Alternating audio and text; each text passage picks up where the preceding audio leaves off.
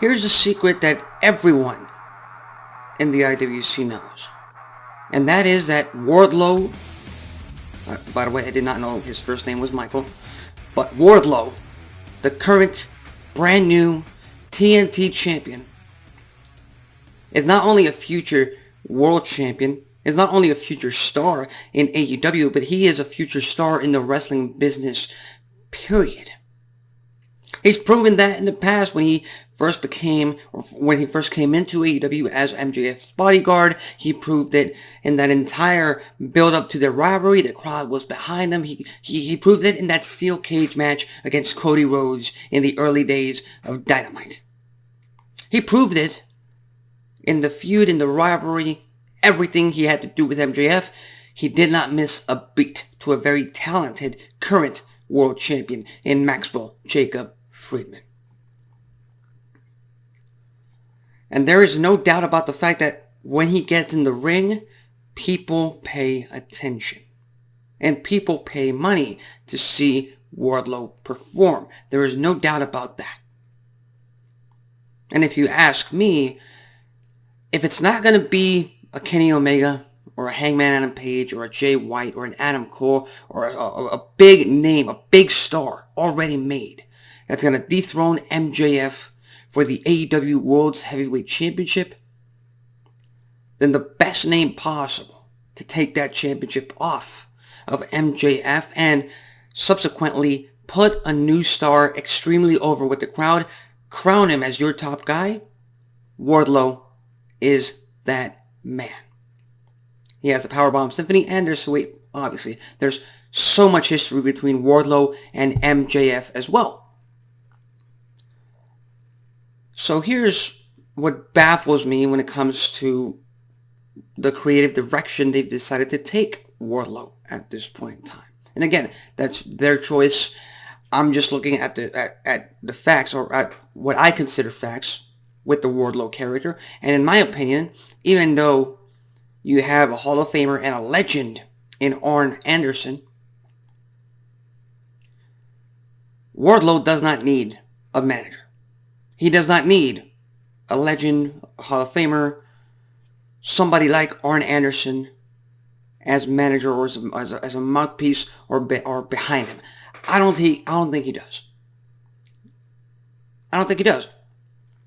Now, maybe down the line, that could play into the storyline that MJF takes out Arn Anderson. Maybe that's what Tony Khan is thinking. I don't know. I've always been cognizant. I've always been a proponent of let's wait and see how this plays out. But at first sight, at first look, I feel like Arn Anderson is a much better fit for somebody like a Jungle Boy. Who, by the way, Jungle Boy, Jack Perry, pretty good talent. He's no doubt going to be a part of the main event of Double or Nothing in the Four Pillars match for the World Championship. But going up against MJF, Sammy Guevara, and Darby Allin, you could tell that Jungle Boy is miles away from all of these guys in terms of mic work, in terms of just charismatic presence in the ring compared to those guys. So he's lacking a bit in that department. So just based on that, I would have paired Arn Anderson with Jungle Boy. Jungle Boy, the extremely over babyface with the crowd no matter what. You have a Hall of Famer with him. I think it's a perfect combination. Wardlow, on the other hand, he's proven himself on the mic. He's proven himself, and he's proven to the crowd that he can bring them in whenever he's on the stick. So pairing him up with Arn Anderson currently right now is kind of a question mark. It's kind of baffling to me. Again, I have no qualms about it. I'll wait and see where this goes. I'll wait and see how it plays out. And if it were up to me, you've already made the pairing. There's no going back. There's no going back. So just keep that TNT championship on Wardlow. Let him continue his feud, his rivalry with Powerhouse Hobbs. It can't just be a one-off. It hasn't been a one-off up until this point, but Powerhouse Hobbs did lose the TNT championship. He has to try and get it back, and this feud, this rivalry, has to escalate. Both in the ring, outside the ring, and as far as stipulations for that TNT title go. And eventually down the line, Wardlow could be ready to challenge MJF for the World Championship. But that's just off the top of my head. Simply because I've said this in the past, and I'll continue to say it. There have been so many overstars in AEW's past that Tony Khan's booking and creative has permitted and allowed them to cool off. Be it Britt Baker, who is not as loud or as hot as she was, 2 years ago? Be it Wardlow himself.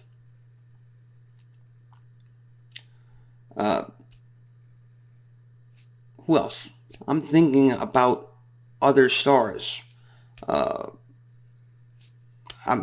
can't come up with someone off the top of my head. But again, these stars that they need to keep pushing while they're hot. I mean, at some point, Hook and Danhausen were hot. And that they let that cool down. The Acclaimed are hot right now. It's kind of sort of cooling down. Especially because they're going against JAS, which, by the way, their whole entire rap segment, sports entertainers. I can't do the accent, but I love it. I love it. And if you ask me, it's getting them over. It's getting Daddy Magic over with the crowd. So with that said, I would not have taken that move. I would not have made that move with Arn Anderson and Wardlow together, but I'll see it play out. I'll see where they go with it. Just keep that TNT Championship on Wardlow for as long as possible. If you have to do a title change with the mid-card title, it's time for Orange Cassidy to lose that International Championship.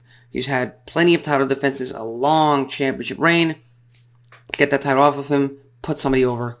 Let's go. So with that said, what do you think about the Arn Anderson-Wardlow pairing? Do you think it's got potential? Do you think it was a great move? Do you think Arn Anderson would have been a better fit for somebody else? Leave it in the comments section below. In the meantime, tune in later on tonight to TBS for another episode of Wednesday Night Dynamite Live. I'm Alexis Carrillo. This has been Wrestling Talk, and I'll see you next time.